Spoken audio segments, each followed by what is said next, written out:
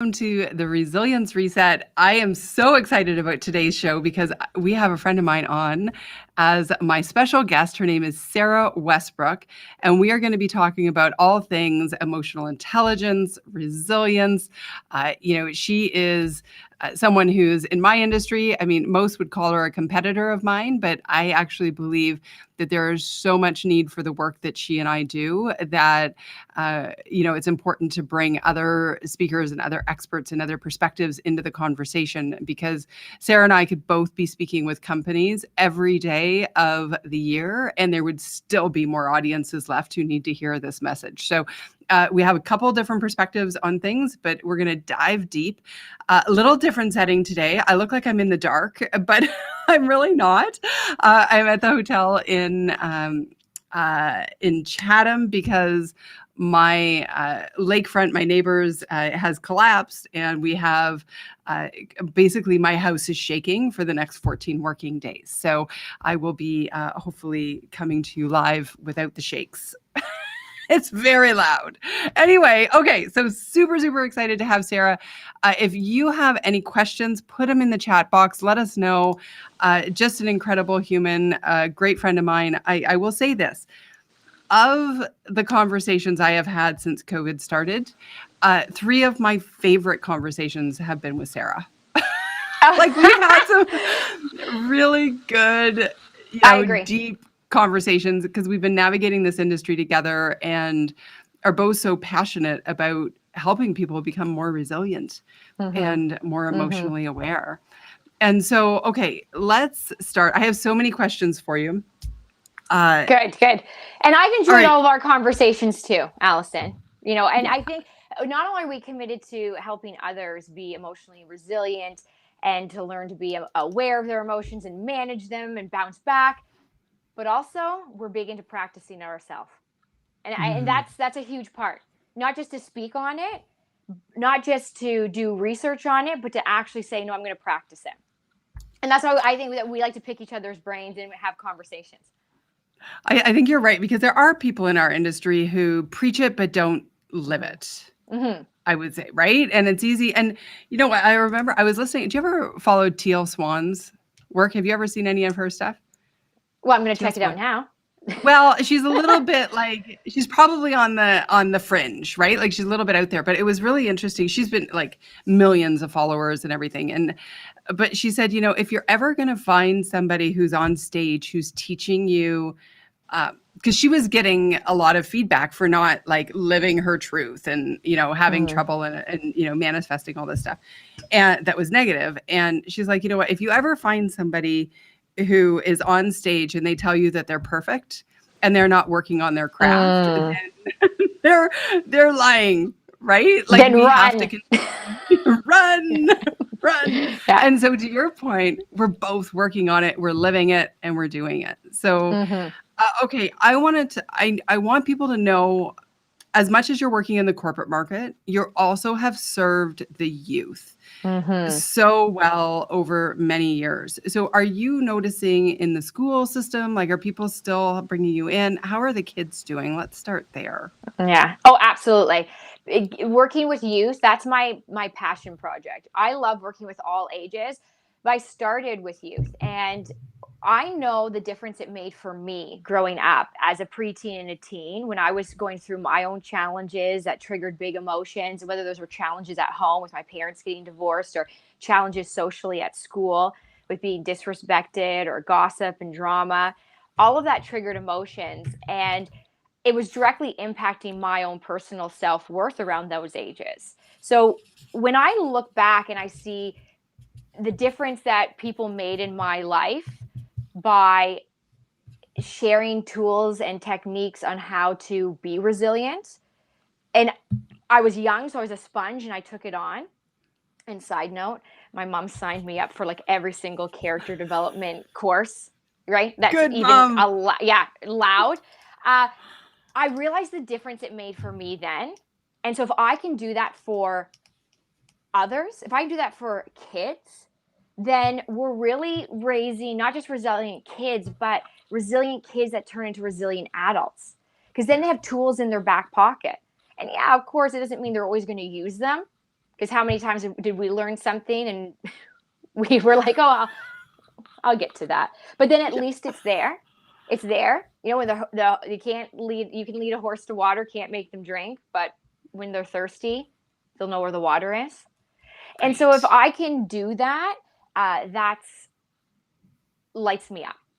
And with schools, absolutely still the message is going strong. Just did 2 yesterday, have 3 tomorrow.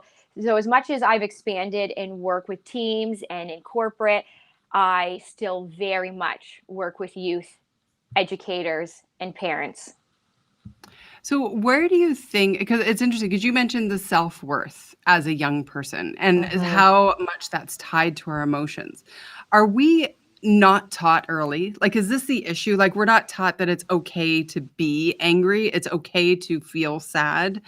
Like, you know, we're all like, I know I have lots of stories in my life where it was like, hey, you know, don't cry. Don't cry, Allison, right? Like, and you know, we're taught not to. So bring it on. Yeah, can I just show you something that I just posted can. on my Instagram? I don't know how well you're all going to see this, but because of the glare, but I'm gonna try. I actually have this, and it's so timely. So this is a children's book, and this is, I can't remember the series, but I remember having these books a lot as a kid. So you might notice the character. Do you notice that character? Anyway, I'm going to read to you the book, and then I'm going to read to you what someone corrected, how they corrected it. So it said, I wanted to cry, but I didn't. I was brave instead. And someone corrected it to say, I wanted to cry, so I did. I was brave and sad. I think I saw that on your post. Isn't that fascinating? It's like, yeah, it's okay.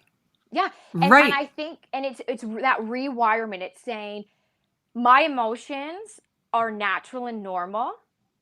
It's okay to feel them. It's sometimes hard and uncomfortable, but that's okay too. But what I do with my emotions as information and motivation is actually the skill.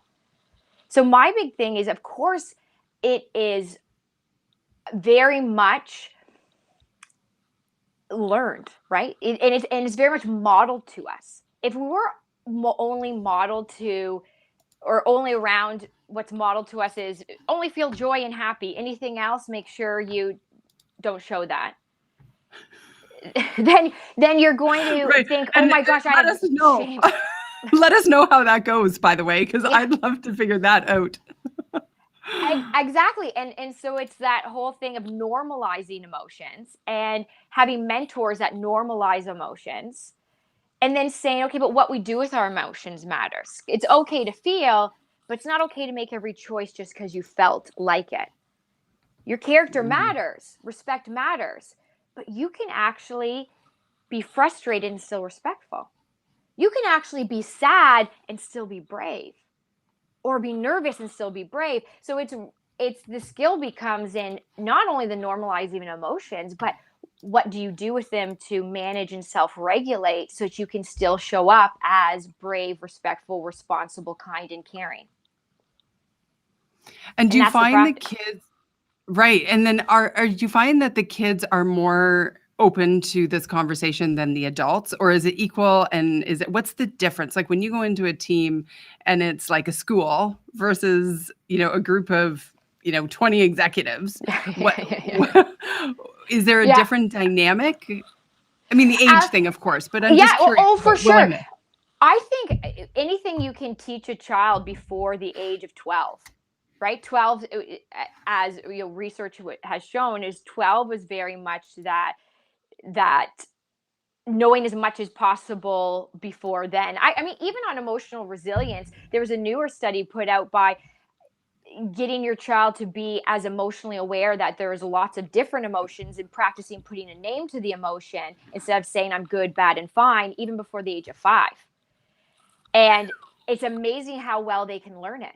See, this is also part of the fascinating part is kids are very open to the learning because I think innately in them, they know they have emotions. I mean, can I just pop this out for you right here? You totally can. Pop whatever you want. Here, look, I'm Oh, going to make you big. oh, Oh, you were born to feel. And this is what I remind kids of. I even remind corporations and teams of this is look at these baby faces. They're expressing what? Emotions. You know, they're not worried about judgments. They're just being the born to be emotional human being that we all are. So I think, yes, to answer your question, working with kids, they are more open because they don't have as much stuff or as much perception of what will people think. Yeah, they have a bit of it, but they don't have, say, 40 years of it or 40 years of believing that it showed weakness or that it was shameful to feel anything but happy or just show happy and deal with the other emotions by suppression, which yeah, that'll catch up. which is, it sure does. And you know, I, Yeah, yeah, exactly. the big blow ups. You know, it's interesting because to your point, I remember long before, like, and I was consuming self-improvement books like in my early 20s and late teens, probably not as early as you were. My mom wasn't putting me in those things, but definitely supportive on, learning and doing all of that. Absolutely. And I, for my 20s and probably most of my 30s, had the expectation that happy was neutral. That if I was anything less than happy, then I was failing.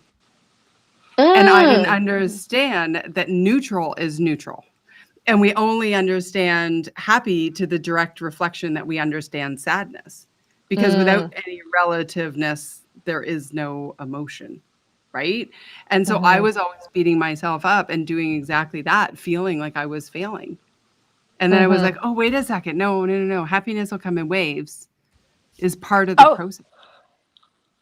absolutely. It's becoming a surfer and riding the waves. You know, I especially when like it that. comes to, especially when it comes to like grief, right? Because you'll be like, I'm so intensely upset or devastated, and then it kind of subsides. And then no, it's the end. I've really hit rock bottom, and then it subsides. Like there's emotions can very much come in intense waves. So let's all be surfers and learn to Let's ride all them. be surfers. I love that going through. So how do you what is your advice for when you have those intense emotions? How do you how do you interrupt the negative response that could potentially go with the negative emotion? What I practice doing is being really emotionally aware.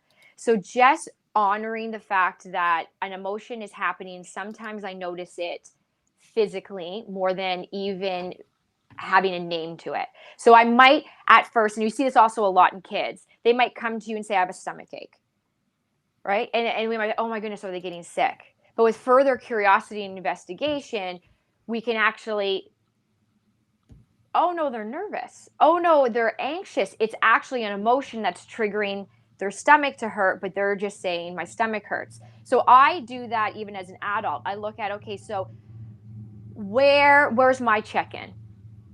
And then I'm going to notice sometimes where it's in my body, and then I'm going to put a name to it.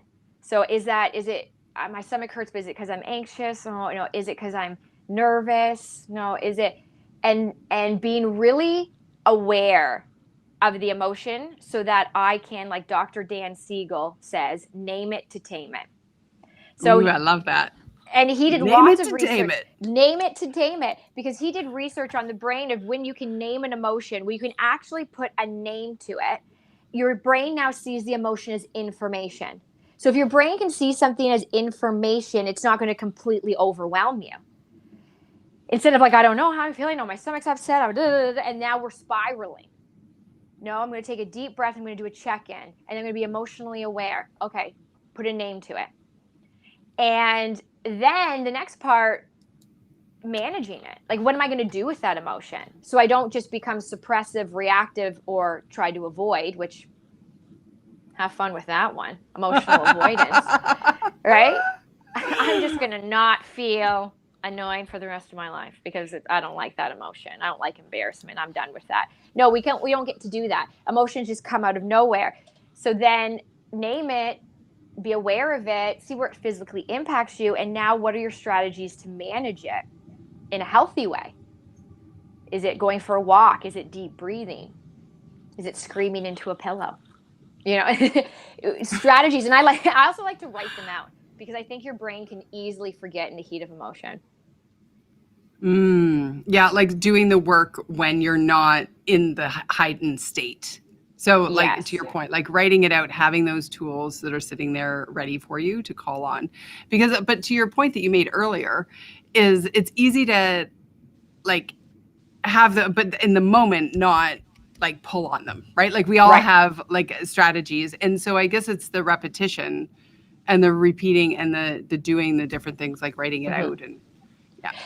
And absolutely. And if you're in that heightened state, breathing, like just literally, it sounds simple. It sounds or it doesn't always sound effective, but it is. It kind of sounds cliche, like, oh, take 3 deep breaths. And you're like, cue the eye roll. But it's really true, because it actually centers yourself back to yourself instead of being all out here, which we can easily do. It also calms your nervous system. And then, little trick, make your exhale longer than your inhale to trigger your brain that you're staying present.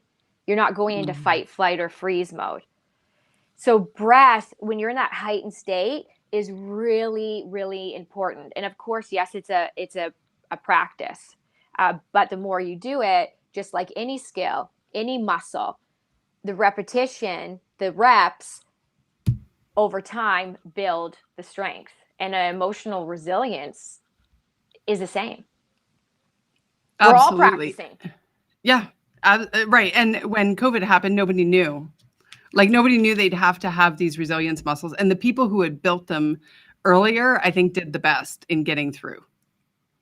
Well, because it goes back to that, you knew where the water was. Because Right. now you're thirsty. Now you know where the water is. You have those tools in your toolbox.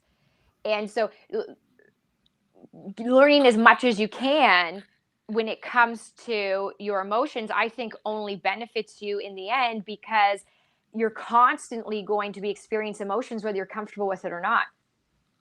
I mean, it's going Right. to happen. And here's the kicker. It's not always your emotions that you're uncomfortable with. It can be other people's. Right. You know, like, Life would be so much easier if we didn't have to deal with other people's emotions. I'm just mm-hmm. suggesting, throwing that out there. And then they're going to Okay. trigger emotions in you. Like, I mean, it's just this ongoing. Oh my God. So let's talk Yeah. about that, right? Because like my work is all about centering on your own. Like, that's my playhouse. Like, how do you Mm-hmm. respond to the external world? You're more the emotional piece. And I want to talk about this when somebody triggers you. Mm-hmm. How do you deal with that in the moment? I mean, there's the breath technique as you've just described, but like there are usually certain people who can rub us that way, that can trigger an emotion or a specific situation. Any ideas, advice for managing I had that today. Oh, exciting. Yeah. See, Yeah, live in the I work, did. live in the I'm work. living the work. We're like, you're talking to the person and your heart starts to race. That's what happens to me usually. Like I Yeah. get this pit in my stomach, start to hit like kind of a lump in my throat. Like those are the physical things I start to notice. And I have to take a deep breath. And you know what I tell myself is, Sarah, just listen. Like I just want to listen to what they're saying, because I can tell I'm getting triggered. And if I react to that trigger, I'm just gonna it's fight or flight, and you can easily just either walk away with resentment, right? The flight, or you can just say something in the moment that's totally not out of your character of respect or kindness. It's just out of you're triggered to feel sad, anger, angst, and then reacted. So I find then I have to tell myself to listen, uh, breathing, and sometimes what I actually have to do is say, I need a moment. Like I need to come back to this conversation, because when your brain is hijacked of emotion, or when your body is and it's flooding, your rational brain's not tapping in as easily. Like I think we've all been there where we're like, No, I'm clear. I'm cool as a cucumber. Let me send the email. No, let me send it. No, they need to hear from me. And people around you are like trying to like hold you back, being like, don't send it. They need to hear from me right this minute. And your brain and your brain isn't like and then you press send and you're like, oh, Need to take that back. I actually did that the other day. I'm usually pretty reserved, like I can interrupt fairly well, but somebody was saying something on one of my posts on Facebook, and it was like I went a little mama bear, not gonna lie, and insulted someone in my life, or from something that was 20 years ago. Like, right. remember when so and so did this 20 years ago? So, and by the way, that person's not on Facebook to defend themselves. And I was like, are you seriously calling? So my first thing was, are you seriously calling him out on that 20 years ago? Only you would remember, which was a bit snarky for me, like not my thing, but I could feel, like you said, right? And then he it was said, an emotional. Yeah. And then the next one was, he wrote, well, yeah, it was, horrible behavior for a salesperson. And I'm like, well, maybe it was when, dad was dying or something, like, his dad was dying or something, like trying to make excuses. And then I was, thank God, on the phone with a friend of mine when it was all happening. And she said, maybe you don't want to do that. And I did. I dialed it back and I deleted and I sent a private note to say, and it was so instantaneous, nobody would have seen it. But now, of course, I've shared my inappropriate writing. But, this response is like, it happens. It happens. It's like. So this is the thing right here and now. We say that we practice our work. You just said that you do. I just shared that I did even today. And you said you let the emotions really be where you typed from. Life is not about perfection, but it is about progress. It's about reflection and redirection. And that's exactly what you did. You reflected. You said, okay, yeah, no. And then your friend held you accountable, but you were open to that beyond being defensive. So then you redirected to the place of, okay, out of respect for myself, my page, the other person, I'm going to delete that. I'm going to send a private message because it didn't need to be said in public.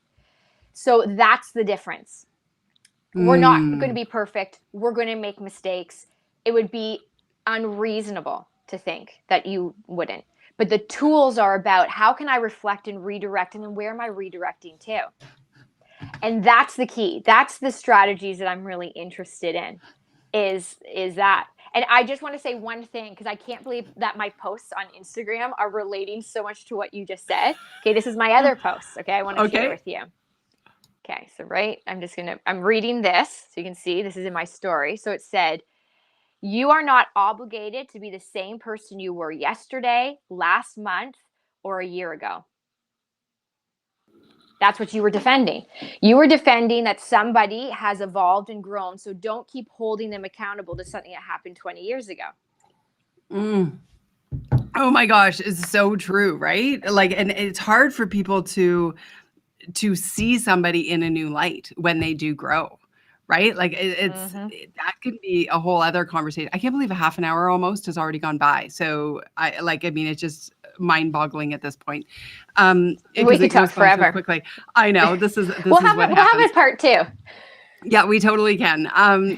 But I do want to touch on, before we go, your 3 E's. And if anybody has any questions in the chat box, I haven't been calling out that, but I'm sure that Sara can answer them, as a chat box at a later time.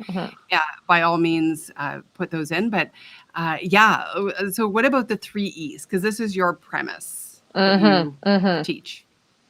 Right, because the 3 E's really help with us realizing that challenges happen in our life and they're not always in our control. But who we choose to become, how we choose to act, and how we choose to react is. So that's good news. But what gets in the way of making choices that show respect, bravery, kind, responsible is emotions. So the 3 E's come, right? Because if a circumstance happened and it didn't trigger any emotion, I'd be like, what? But just like that comment triggered an emotion, and then it's easy to react out of that and make a choice. That's why I also say emotions change choices, because emotions are a reason for a behavior, not an excuse for one, but a reason for one. Now let me circle back to, well, what do we do with those emotions? And that's where the 3 E's come in. So the skills are really about how do we become and strengthen our emotional awareness, our emotional management, and ultimately our emotional resilience to be able to feel an emotion and bounce back so you can move forward. So that you can feel angry, but that anger doesn't consume you and consume your intelligence and all your choices. You actually learn what to do with anger, to see it as information and sometimes even motivation in a determined, respectful way. So it's like, how do we use our emotions? How do we, so they don't use us, but also how do we work with and through those big waves that can be pretty intense and almost feel permanent at times?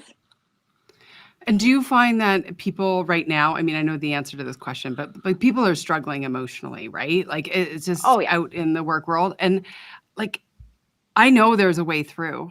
And you know Mm-hmm. there's a way through for Mm-hmm. people to feel better within their circumstances without quitting. I mean, the big great resignation is a conversation I'm having a lot about lately.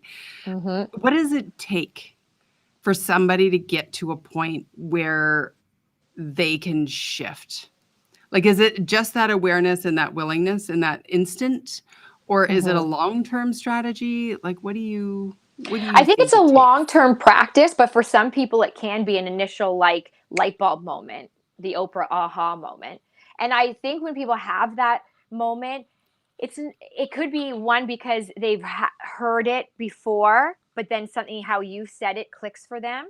But it could also be that innately in them, they know they have emotions they've been fighting or just becoming purely reactive of and feeling guilt and shame later, like that. If there's something actually in them that clicks and is like, oh, I do have permission to feel, but what I do with my emotions matter. Okay, so now you can give me strategies on how to get from point A to point B, and that's where the practice comes in.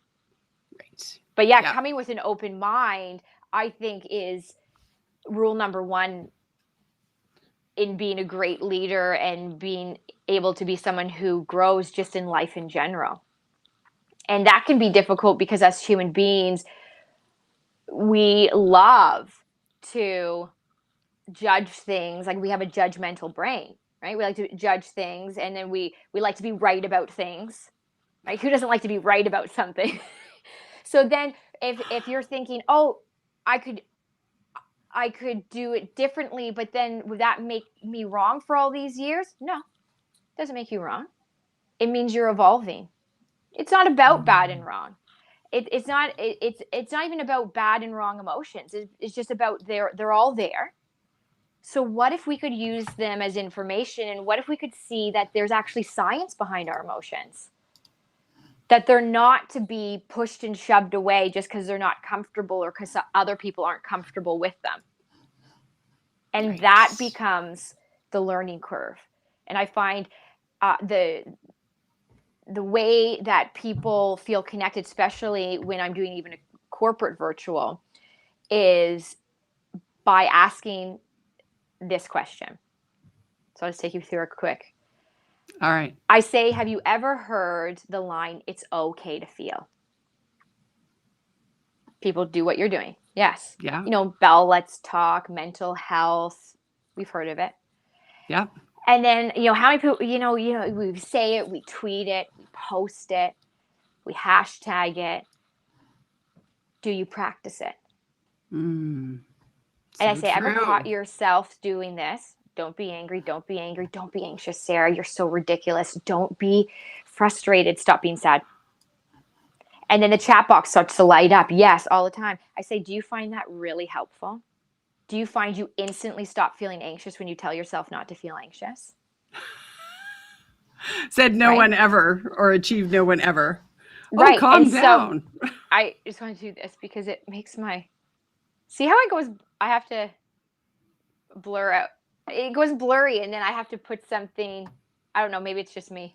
Sorry. Oh, I'm that's all doing right. something. No I'm worries. doing something weird with my phone. But that's that's that moment where there's that trigger of, yeah, I've totally caught myself doing that. And yeah, that's not helpful. And then I take it a step further and I say, how about when someone else tells you not to feel what you're naturally feeling? You don't need to feel that way. That's enough. Calm down. That Then the happens a chat lot box for people. blows up. Yeah. And then so it's like, okay, so if those strategies aren't working because you're not practicing, it's okay to feel. You're literally saying it's not okay to feel that feeling at that time. That's not okay. Your body, your brain doesn't like that. Yeah. And I know we have to go because you have a hard stop, which really sucks because we could talk forever. But I think one of the things I think is so critical of what you've just said is parents recognize how you're instilling these patterns in your children. Like, are you letting them feel, or are you telling them, don't cry, don't cry, don't cry? Right? Yeah. I think that's really critical. Absolutely. And saying it's okay to feel. And so as we end, circling back to schools and to students, kids want to know that they are not bad and wrong for feeling what they're feeling. They tell me that. They actually want to know because then they feel connected and supported. So this is my key line. Connection before redirection. Don't come to emotions with redirection and logic. You shouldn't feel that way. You should be happy, not sad. You know these people. You shouldn't be nervous. That's logic. We want people to come to our emotions with it's okay to feel them so that we build connection and the person's like, okay, good. I feel comfortable. I feel safe. You get me. And then later when you feel that the timing's right, when the person's open to it, then you can say, but how about look at it this way? What if you could look at it like this? You're allowing them to feel. Connection before redirection. Love that. Connection before redirection. Very cool. I put this comment up here. Rhoda said, I feel like you could do a whole segment on feeling anger. Oh, that'd be a good one. And you know what, Rod? I've learned this. And I had to sit with it for a bit, Allison. And you've probably heard this. But underneath anger is sadness. Yeah. So before anger, you were sad about something. And then then you were angry. And I was like, I don't know about that. Well, and I wonder, and I was like, oh, yeah, actually. Well, and does it always have to be sadness that it's before? Because I was thinking it's more, it could be shame, it could be embarrassment, it could be sadness, it could be resentfulness. It could be defensiveness. Like, we could go through the whole emotional, big wheel, but absolutely. One of the things for me when I feel, and this is going to sound so silly because I've been writing professionally for how many years? And my mom edits everything I do, right? It sounds like my mom. She does that. Right? And you've got your mom in your business as well. I do. And I got to tell you, that was the most angry moments of my life are in those moments. Mom. And it's like, I don't get it. And I'm like trying to work through it. Obviously it doesn't last long and it's not really that's not real anger. But it's embarrassment, it's saving face, there's something before the anger, to your point. Right? Yes. And that's what Rod's even saying, anger from sadness. I probably agree with that. Like the other options, like Allison said. Yeah. Absolutely. So this is what I love. And so Rod's triggered this, and it's really valuable information. And this is what I've learned with teams is they'll say there's a circumstance that happened and it triggered, and I'll say, okay, what emotion did it trigger? A lot of people will just say one that they feel comfortable saying out loud, like frustration. Well, then I show them a whole bunch of emotions chart, and you know what they do? They look at it and they're like, actually, I was embarrassed. Then I was disappointed, and then I was frustrated. There was actually layers to their emotions. And this brings up that really important point that we have layers, like an onion or a cake. Yeah. And we need to work through them and continue to grow. But we can totally do this again. You and I, we could chat for hours, right? And the thing is to that point, like Rod was saying about anger and, whatever the show may be. So where can people reach you? I guess we have everything behind you on the chalkboard, which is why I didn't put up your little banner, because I was like, this is even better. What? Where should? Oh, here. Wait. We've got one more question here from Rod. So let's just do this. When you look at the amount of energy anger takes up, and what else can be done instead of using your energy on anger, it's true, right? Like we can do it, but we can't make anger wrong because No, anger is a natural indicator. It's part of the information, but you also don't want to live in it, right? So it's that whole thing. How do you move with it? How do you move with that wave and that layer?